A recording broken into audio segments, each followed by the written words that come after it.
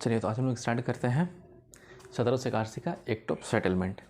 ठीक है, हम लोग पिछली क्लास ख़त्म किए थे 1773 का रेगुलेटिंग एक्ट। ठीक है, 1773 के रेगुलेटिंग एक्ट की कमियों को दूर करने के लिए 1781 में एक्ट ऑफ सेटलमेंट आया। ठीक है, चलिए इसमें कुछ एक पॉइंट है जो हम लोग देख लेते हैं। ज़्यादा बड़ा टॉपिक नहीं है, छोटे का टॉपिक है, 4-5 मिनट में ख़त्म हो जाएगा। चलिए पहला क्या है, इस एक्ट के द्वारा गवर्नर जनरल एवं उनके 4 सदस्य मंत्रिपरिषद को सुप्रीम कोर्ट के क्षेत्राधिकार से अलग रखा गया। पिछला एक्ट में हम लोग पढ़े थे 1773 के रेगुलेटिंग एक्ट में कि 4 सदस्य मंत्रिपरिषद का गठन किया गया था। तो इन्हीं 4 सदस्य मंत्रिपरिषद को सुप्रीम कोर्ट के क्षेत्राधिकार से अलग रखा गया। ठीक है, कि जो सुप्रीम कोर्ट का है वो अलग अपना काम करेंगे, उनको कंपनी के 4 सदस्य मंत्रिपरिषद से कोई लेन देन नहीं है।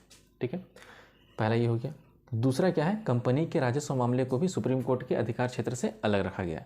ये कंपनी कितना टैक्स वसूलेगी, ठीक है, कितना उसका राजस्व आया नहीं आया, इसे सुप्रीम कोर्ट को कोई लेने देना नहीं होना चाहिए। ठीक है, उसका अधिकार क्षेत्र से उसको भी अलग कर दिया गया।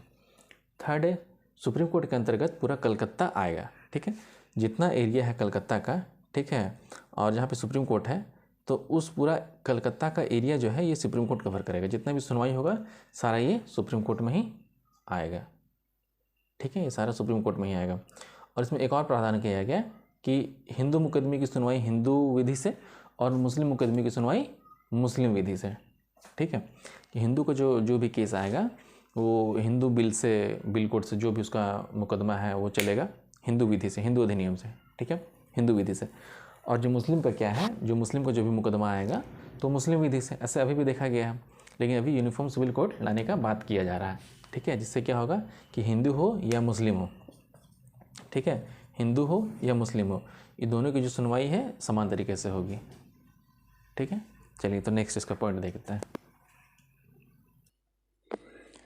चलिए तो हम लोग का अगला पॉइंट है इस अधिनियम के द्वारा गवर्नर जनरल एवं उनके काउंसिल को प्रांतीय न्यायालय या प्रांतीय परिषद के लिए नियम बनाने का अधिकार दिया गया।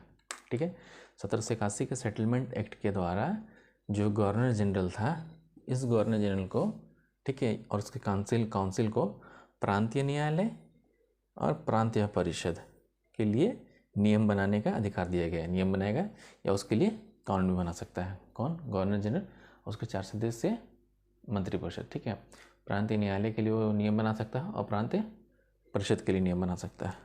ठीक है, तो इस वीडियो में इतनी ही रखते हैं। ठीक है, नेक्स्ट हम लोग का आएगा 1784 का एक्ट आएगा। ठीक है, और इसी तरह हम लोग एक एक एक्ट हम लोग पढ़ते रहेंगे। ठीक है, मिलते हैं नेक्स्ट वीडियो में। Thank you.